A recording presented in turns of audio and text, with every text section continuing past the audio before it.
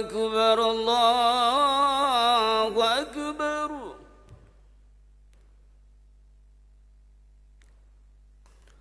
الله أكبر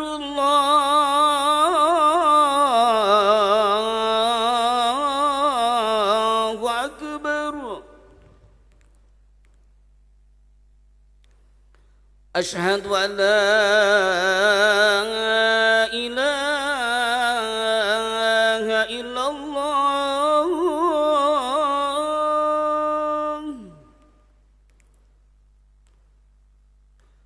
أشهد أن لا إله إلا الله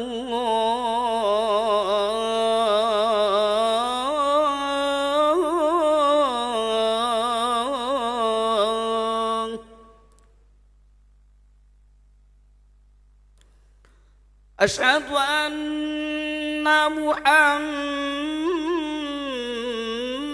رسول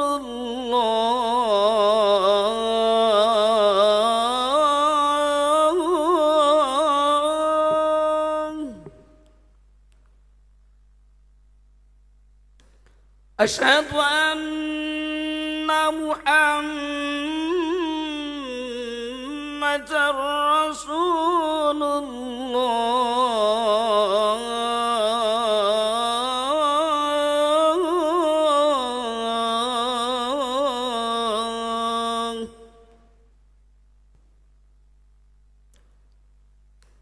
حي على الصلاة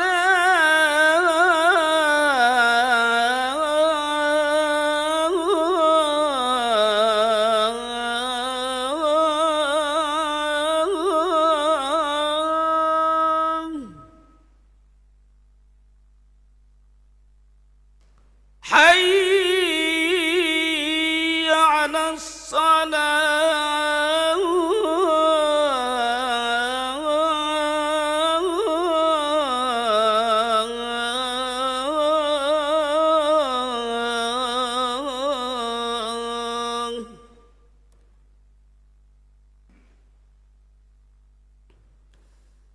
حي على الفلاح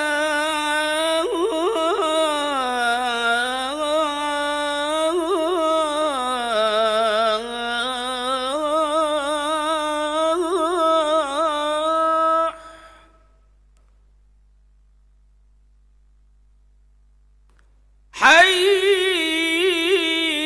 على الفلاح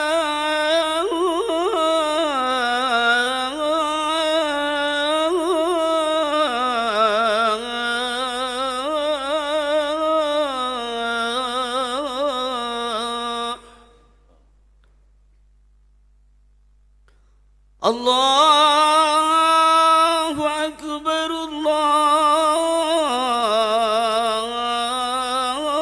الله أكبر لا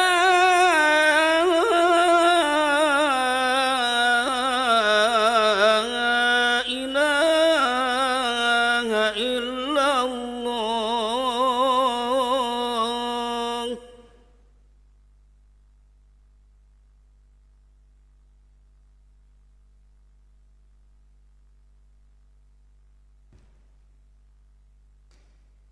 Alhamdulillah. Assalatu wassalamu ala Rasulillah al-mab'uthi fi Makkah li'ilai kalimatillah. Ashhadu an la ilaha illallah wa ashhadu anna Muhammadan abduhu wa rasuluh. Wa qala azza min qail innallaha wa malaikatahu yusalluna 'alan nabi. Ya ayyuhalladzina amanu sallu alaihi wa sallimu taslima. Allahumma salli ala sayyidina Muhammad wa ala ali sayyidina Muhammad amma ba'd. Faya ayyuhan nas ittaqullaha haqqa tuqatih wala tamutunna illa wa antum muslimun. Hadirin rahimakumullah, marilah kita bersama-sama meningkatkan takwa kita kepada Allah Subhanahu wa taala dalam pengertian takwa yang benar, yang lurus, yakni kita terus berusaha melaksanakan perintah-perintah Allah, tetapi juga harus disertai upaya agar jangan sampai kita melanggar larangan-larangannya. Insya Allah kalau kita terus berupaya seperti itu dapat membuahkan hasil kualitas keimanan kita, kualitas keislaman kita, kualitas ketakwaan kita kepada Allah dari hari ke hari akan semakin baik. Dan itulah orang-orang yang beruntung. Jangan sampai kita menjadi seorang muslim tapi tidak ada peningkatan sama sekali. Hadirin rahimakumullah, hari-hari ini kita memperingati di bulan Oktober ini ada beberapa, antara lain baru saja kita melaksanakan peringatan kelahiran Rasulullah Muhammad SAW, tapi juga ada di tanggal 22 Oktober itu memperingati satu peristiwa heroik yang pernah terjadi pada kita bangsa Indonesia, yaitu jihad yang kemudian dikenal sebagai Hari Santri Nasional. Hadirin rahimakumullah, Hari Santri Nasional ini mengingatkan bahwa jihad itu penting bagi umat Islam. Meskipun pemaknaan jihad di antara ayat-ayat di dalam Al-Quran ada kurang lebih 30 ayat menjelaskan tentang jihad, ternyata maknanya bermacam-macam. Ada jihad dalam pengertian kita bersungguh-sungguh terhadap sesuatu. Misalnya bersungguh-sungguh dalam rangka mencari hal-hal kebaikan, itu harus sungguh-sungguh. Tetapi ada satu ayat yang menantang kita, di mana Allah mengajak kepada kita untuk berbisnis. Dalam salah satu ayat, A'udzubillahi minasyaitonirrajim, Bismillahirrahmanirrahim. Ya ayyuhalladzina amanu hal atullukum ala tijaratin tunjikum min adzabin alim. Yang artinya, wahai orang-orang yang beriman, maukah kamu aku tunjukkan suatu perdagangan yang dapat menyelamatkan kamu dari azab yang pedih. Ayat surat As-Saff ayat 10 ini dilanjutkan oleh ayat berikutnya. A'udzubillahi minasyaitonirrajim, Bismillahirrahmanirrahim. Tu'minuna billah wa rasulih wa tujahiduna fi sabilillah bi amwalikum wa anfusikum.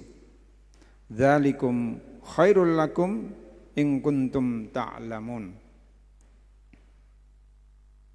Yang artinya kamu beriman kepada Allah. Jadi bisnis pertama ini yang ditunjukkan oleh Allah dalam ayat ini dijelaskan tu'minuna billah wa rasulih. Beriman kepada Allah dan Rasulnya. Kemudian yang kedua, wa tujahiduna fi sabilillah. Yang kedua adalah jihad, berjihad di jalan Allah dengan harta dan jiwamu. Yang demikian itu lebih baik bagimu jika kamu mengetahui.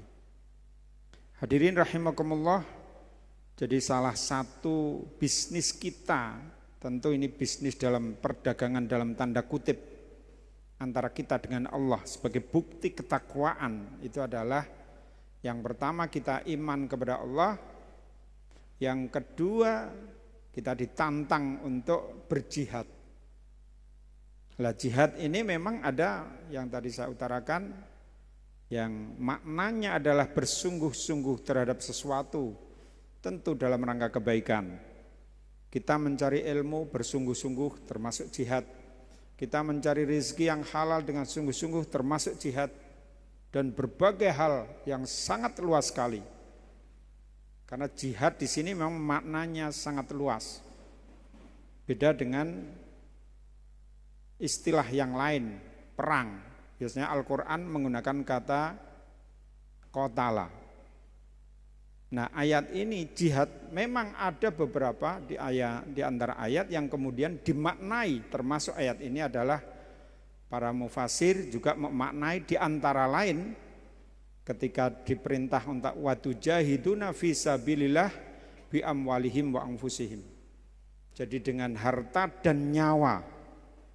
Dalam konteks ini di samping bersungguh-sungguh melaksanakan sesuatu, juga diantaranya di situ adalah jihad dalam pengertian perang.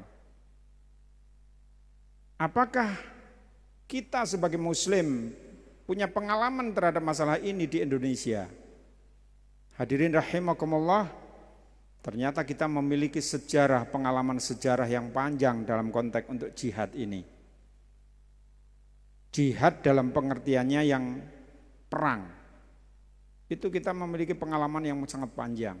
Dan yang paling heroik adalah ketika Indonesia harus merdeka, didahului oleh kekalahan Jepang oleh sekutu, karena 16 Agustus dan 14 Agustus Nagasaki dan Hiroshima dibom. Dan akhirnya kemudian Jepang menyerah. Dan penyerahan ini di antara waktu itu ada waktu yang kosong. Dan ini diambil oleh kesempatan itu diambil oleh para pemimpin Indonesia yang akhirnya kemudian memerdekakan diri. Itulah sebabnya sampai hari ini kita sangat yakin bahwa kemerdekaan Indonesia adalah hasil perjuangan keringat para pahlawan Indonesia, bukan hadiah. Karena memang itu mengambil kesempatan di antara kesempitan. Jepang kalah saat itu, sehingga Indonesia harus merdeka. Tetapi ketika Indonesia merdeka pada tanggal 17 Agustus 1945, tantangan justru terjadi lebih dahsyat. Karena apa? Karena setelah Indonesia merdeka, di mana saat proklamasi ini dijaga ketat juga oleh tentara Jepang. Dan setelah Indonesia merdeka, ternyata di belakang Indonesia merdeka itu ada penyerahan kekuasaan dari Jepang kepada sekutu, yang rencananya sekutu harus datang untuk menata dan menerima kekuasaan dari Jepang. Itulah sebabnya justru setelah Indonesia merdeka, sekutu dengan AFNAI-nya datang di Jakarta, di Semarang, di Surabaya dengan kekuatan militer penuh. Semula kita tidak menaruh curiga, bangsa Indonesia tidak menaruh curiga. Karena apa? Salah satu tugas dari AFNAI atau sekutu ini adalah untuk menormalisasi. Tetapi ternyata mereka juga licik.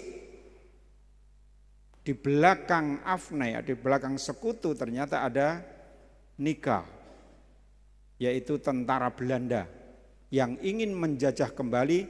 Bahkan Belanda memang tidak rela selama Indonesia di tangan Jepang.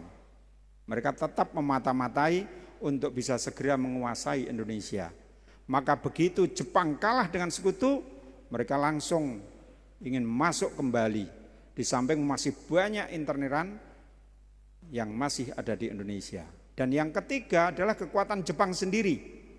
Dan saat itu kita sedang bentrok dengan berbagai kekuatan Jepang di berbagai daerah. Ini ada keprihatinan yang luar biasa saat itu.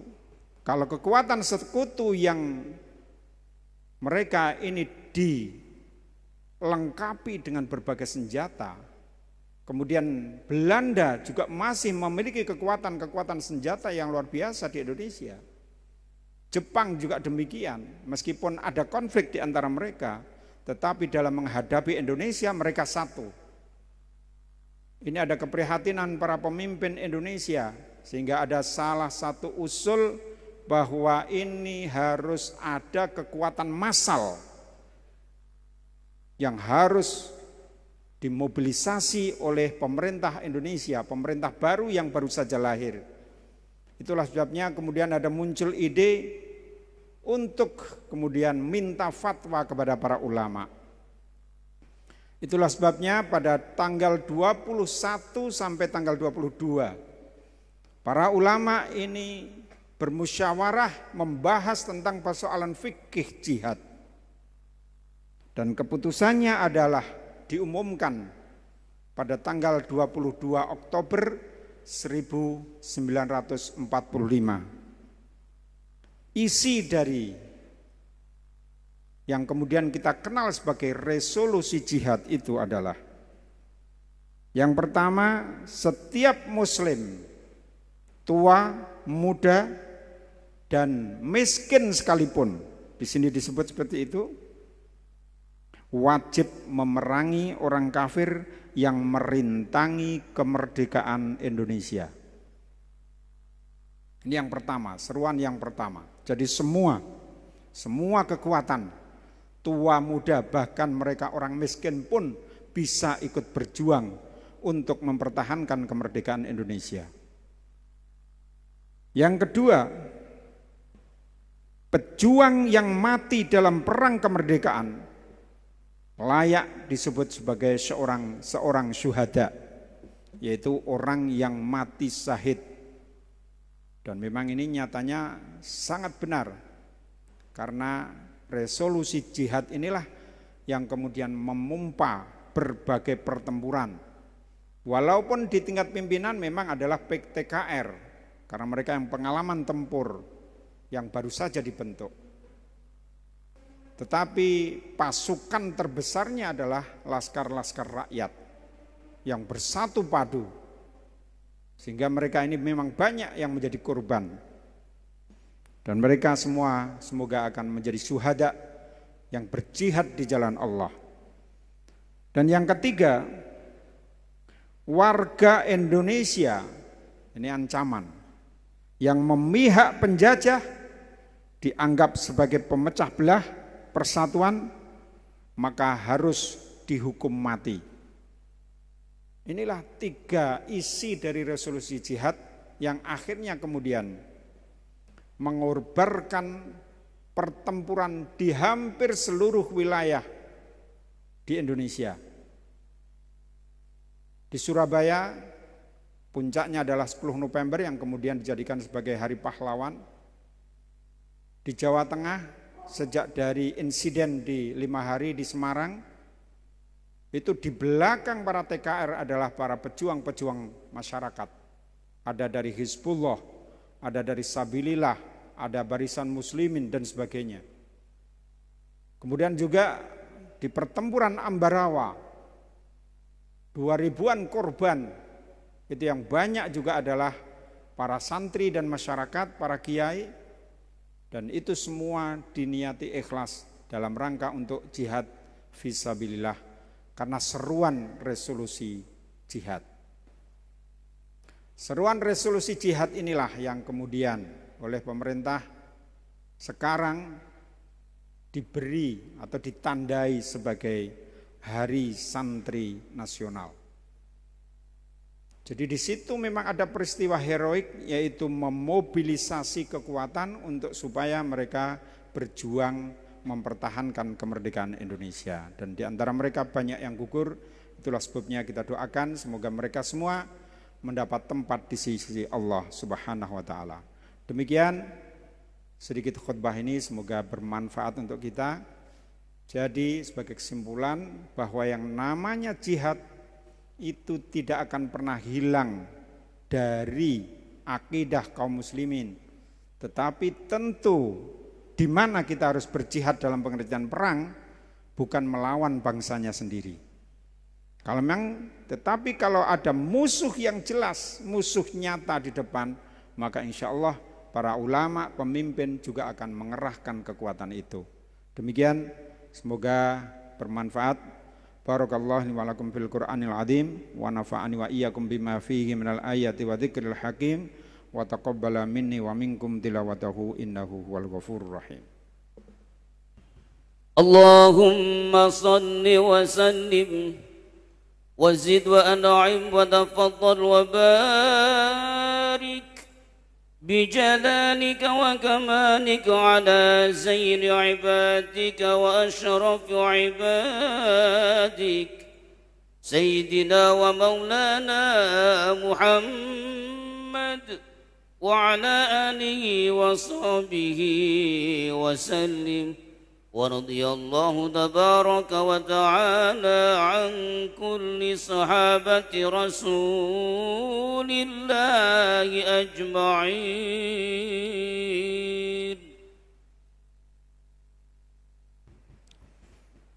الحمد لله الذي هدانا لهذا وما كنا لنهتدي لولا أن هدانا الله. Asyhadu an la ilaha illallah wa asyhadu anna Muhammadar Rasulullah. Allahumma salli ala sayyidina Muhammadin wa ala alihi wa ashabihi wa mawalah. Ayyuhal ikhwan fid din wal aqidah, usikum wa iyaya bitaqwallah. Ittaqullah wa tazawwadu bittaqwa fa inna khairaz zati taqwa. Wa alamu anna Allaha amara amran amima wa bada bi nafsihi ta'lima faqad qala Inna Allaha wa malaikatahu yusalluna 'alan nabi ya ayyuhalladzina amanu sallu 'alaihi wa sallimu taslima. Allahumma salli 'ala sayyidina Muhammadin wa 'ala ali sayyidina Muhammad. Allahumma ighfir lil mu'minina wal mu'minat wal muslimina wal muslimat al ahya'i minhum wal amwat. Rabbi ij'al hadza baladan amina warzuq ahlahu minas samarati man amana minhum billahi wal yawmil akhir. Rabbana dhalamna anfusana fa illam taghfir lana wa tarhamna lanakunanna minal khasirin. Allahumma izzal islam wal muslimin wa ahlikil kafarata a'da'aka a'da'ad-din. Rabbana la tada' lana dhanban illa ghafartah wa la hamman illa farajtah wa la dhanban illa qadaitaha wa la hajatan min hawaijid dunya wal akhirah illa qadaitaha birahmatika ya arhamar rahimin. Rabbana atina fid dunya hasanah wa fil akhirati hasanah wa qina adzabannar.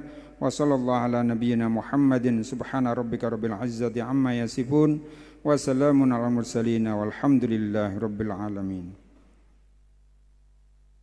Ayyuhal ikhwan, innallaha ya'muru bil 'adli wal ihsan wa ita'i dzil qurba wa yanha 'anil fahsya'i wal munkar wa la dzikrullahi akbar.